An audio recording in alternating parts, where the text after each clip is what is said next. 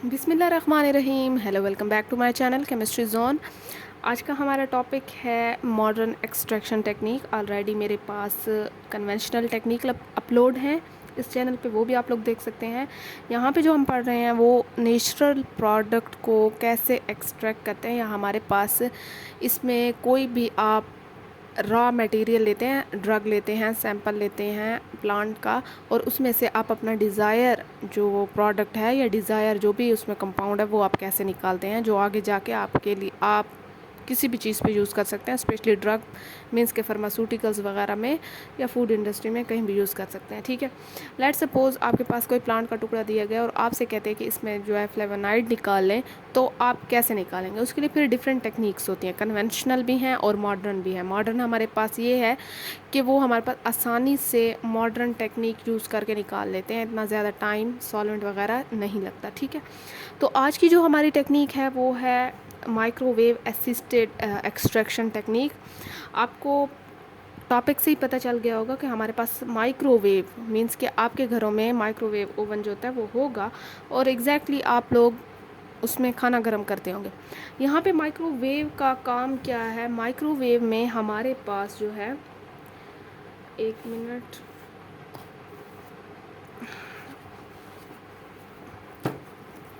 हाँ जी, माइक्रोवेव में हमारे पास यहाँ पे माइक्रोवेव में क्या चीज़ होती है कि मैग्नेटिक फील्ड और इलेक्ट्रोमैग्नेटिक फील्ड यूज़ होती है। मीन्स कि हमारे पास इलेक्ट्रिक फील्ड और मैग्नेटिक फील्ड जो होते हैं दोनों अप्लाई होती हैं और वो परपेंडिकुलर टू ईच अदर होती हैं। ठीक है ना, यहाँ इतनी ये सिंपल सी बात थी। और आपको इस टेक्निक से ये भी पता चल गया होगा कि इसमें माइक्रोवेव ओवन यूज़ हो रहा है, मीन्स कि उसमें कोई इलेक्ट्रोमैग्नेटिक रेडिएशंस का यूज़ करके ही कुछ ना कुछ निकाला जा रहा है। इतनी बात क्लियर है।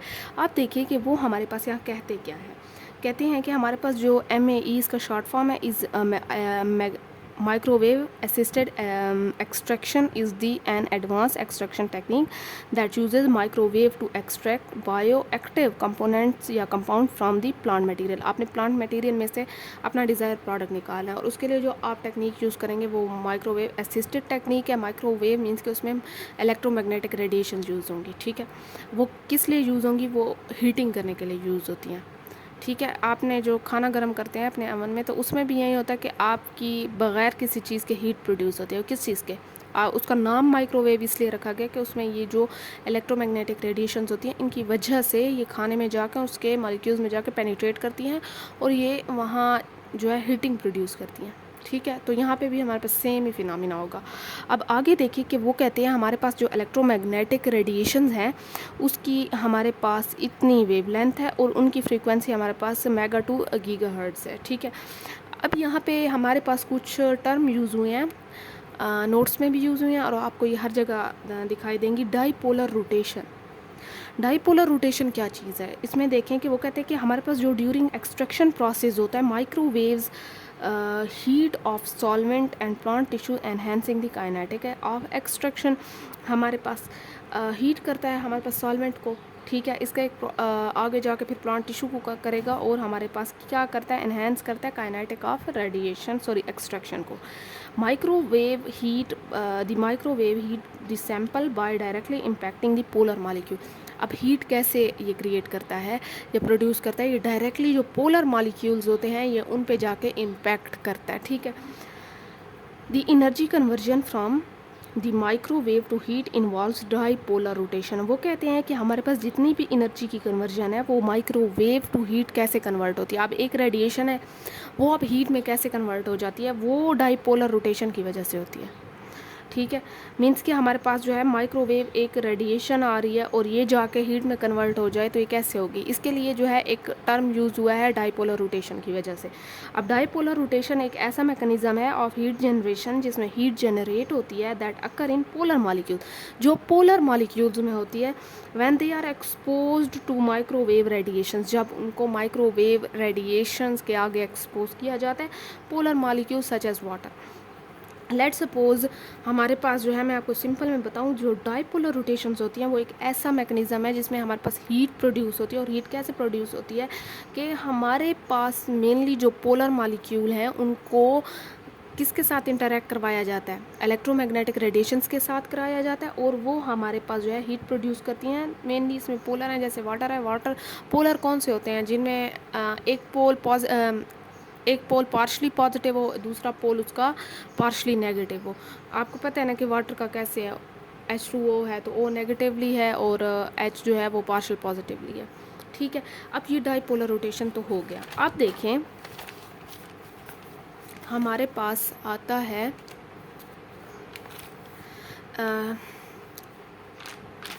Heating is directly proportional to dielectric of solvent.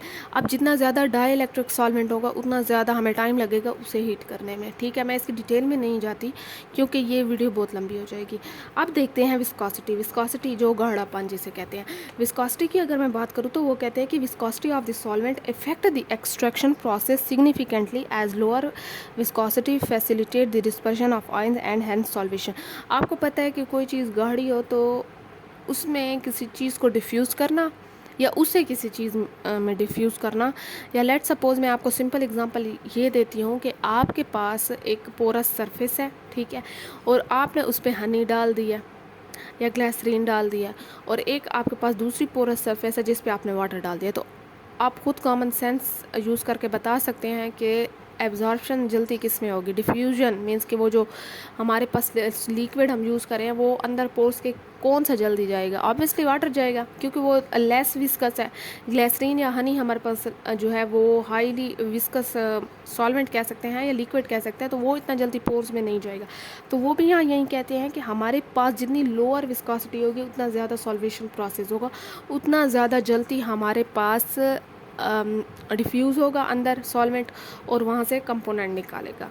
यहाँ पे देखिए कि वो कहते हैं the extraction process involves the diffusion of solvent into sample. मैंने जैसे लास्ट टेक्निक में बताया था कि हमारे पास डिफ्यूजन होती है, सॉल्वेंट जाके सैंपल के अंदर डिफ्यूज़ हो जाता है। Subsequent separation of solute from the functional site and finally releasing solute into solvent. वो जाके क्या करेगा कि सल्यूट के अंदर सॉल्वेंट जो है जाके डिज़ोल्व हो जाएगा, डिफ्यूज़ हो जाएगा, अंदर से वो कंपोनेंट बाहर निकाल लाएगा और सॉल्वेंट में डिज़ोल्व कर लेगा।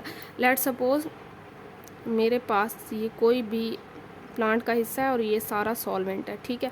अब यहाँ पे देखिए कि मेरे पास ये जो सॉल्वेंट है ये पहले इसके अंदर जाएगा, डिफ्यूज़ होगा, इसके अंदर से कंपोनेंट निकाल के दोबारा इस सॉल्वेंट में लेके आएगा, ठीक है।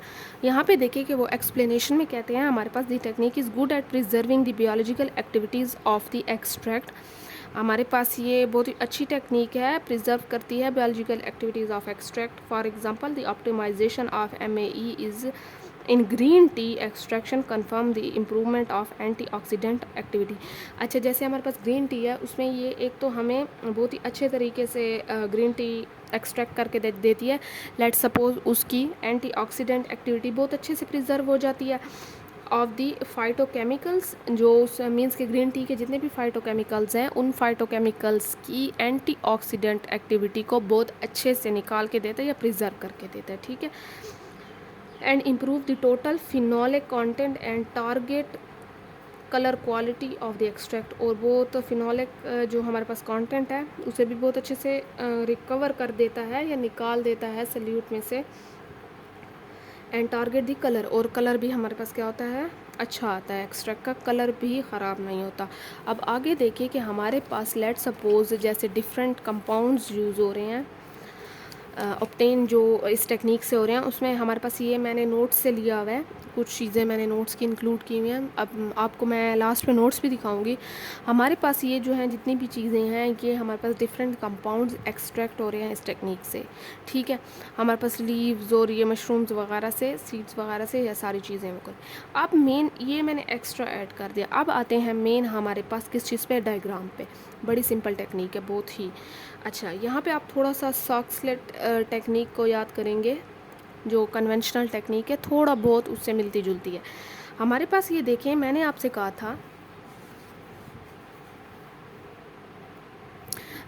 था कि आपके पास यहाँ पे ओवन यूज़ होगा, मीन्स क्या हमारे पास माइक्रोवेव जो आप घरों में यूज़ करते हैं वही यूज़ होगा। वही नहीं बल्कि वैसे ही यूज़ होगा, मींस कि आप जैसे वहाँ पे यूज़ करते हैं तो इसका ऑपरेटर्स भी सेम वैसे हैं। वहाँ पे भी इलेक्ट्रोमैग्नेटिक वेव्स होती हैं और इस ओवन में भी क्या होंगी, इलेक्ट्रोमैग्नेटिक वेव्स प्रोड्यूस होंगी। यहाँ पे मैंने राउंड बॉटम फ्लास्क रख दिया है और मैंने यहाँ पे देखा है कि एक कंडेंसर इसके साथ अटैच कर दिया। एक वाटर इनलेट है, एक वाटर आउटलेट है। आप सॉल्वेंट इनलेट या सॉल्वेंट आउटलेट भी कह सकते हैं, ठीक है। या मेरे पास यहाँ पे सॉल्वेंट ऐड है, साथ में हमारे पास ड्रग भी है। अच्छा, सॉल्वेंट जो मैंने लिया है वो बहुत ही मिनिमम अमाउंट में लिया। सॉल्वेंट की यहाँ बात अभी हम नहीं करते। मैं अगर आपको सिंपल में समझाऊँ तो मेरे पास आप ऐसा करें, आप ये चीज़ इमेजिन करें कि मेरे पास यहाँ पे सिर्फ ड्रग है या रॉ हमारे पास ड्रग है या रॉ हमारे पास मटेरियल है, सैंपल है, और मेरे पास ये कंडेंसर इसके साथ अटैच है, ठीक है।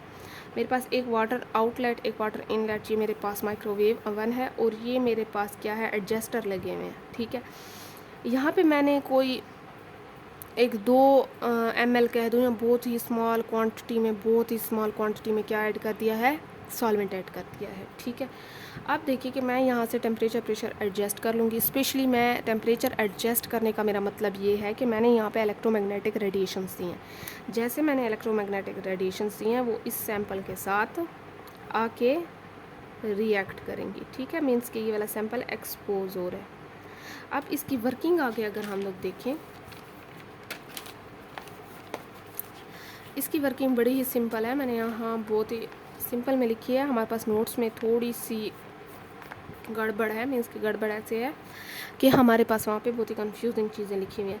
यहाँ पे देखिए वो कहते हैं irrespective of any drying method use plant still do contain some moisturise, या हमारे पास जो है मैं ये कह सकती हूँ ना कि मेरे पास जितना भी ड्राई हो जाए, जितना भी मैं कंटेंट को ड्राई कर लूँ, अपनी रॉ ड्रग को ड्राई कर लूँ, लेकिन मेरे पास कहीं ना कहीं पर थोड़ा बहुत उसमें पानी रह जाएगा, नमी रह जाएगी। तो कहते हैं when this moisture inside the plant material gate heated under the influence of microwave, हमारे पास वो क्या करते हैं कि जब इसमें ये थोड़ी सी नमी एक्सपोज होती है, इसे उस ओवन में रखते हैं और वहाँ से इलेक्ट्रोमैग्नेटिक रेडिएशंस आती हैं, या हमारे पास सॉरी माइक्रोवेव रेडिएशंस, मेरे मुंह से इलेक्ट्रोमैग्नेटिक रेडिएशन, माइक्रोवेव करें तो आप माइक्रोवेव ही लिखेंगे, ठीक है। माइक्रोवेव रेडिएशंस आती हैं मेरे पास, तो मेरे पास क्या होगा कि ये जितना भी मटेरियल है ये हीट अप होना स्टार्ट हो जाएगा, और हीट अप ऐसे होगा कि get evaporated and create a great pressure on the wall from inside because swelling of plants है।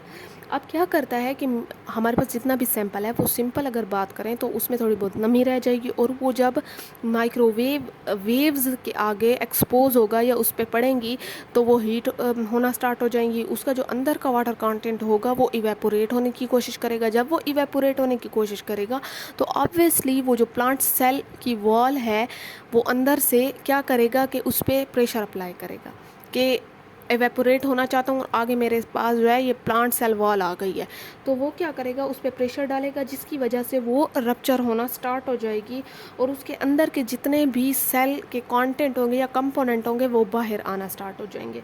तो ये हमारे पास जो बाहर आएंगे ये कहाँ पे आना स्टार्ट हो जाएंगे, ये सारे सॉल्वेंट में आना स्टार्ट हो जाएंगे, ठीक है। Higher temperature attains in MAE increases degradation of cellulose. हमारे पास जितना हाई टेम्परेचर इसका होता जाएगा तो ये जो सेलुलोस होता है मेनली प्लांट में, ये हमारे पास डिग्रेड होना स्टार्ट हो जाएगा और reduce its mechanical strength. Obviously degrade होगा तो उसकी मैकेनिकल स्ट्रेंथ ख़त्म होती जाएगी, and in this in term help solvent to access easily compound inside the cell. अंदर वाले कंपाउंड या कंपोनेंट हमें जितने भी चाहें, हम चाहते हैं कि वो निकल आएँ, तो हमारे पास ये आसानी से सॉल्वेंट में हमारे पास आ जाएंगे। कैसे आ जाएंगे, जैसे सेल रप्चर होगा। अब देखें कि हमारे पास कुछ पैरामीटर्स हैं। अच्छा, वर्किंग आपने देख ली। यहाँ पे देखें कि आपके पास आसानी से यहाँ पे ये रप्चर होना, इवेपोरेट होना, कंडेंसर से दोबारा आएंगे, फिर जाएंगे, फिर आएंगे, एक्सट्रैक्ट यहीं पे ही आ जाएगा, ठीक है। बड़ी सिंपल सी बात है। अब देखें आपके पास सॉक्सटर टेक्निक में भी कुछ ऐसा ही था, थोड़ा बहुत मिलता है।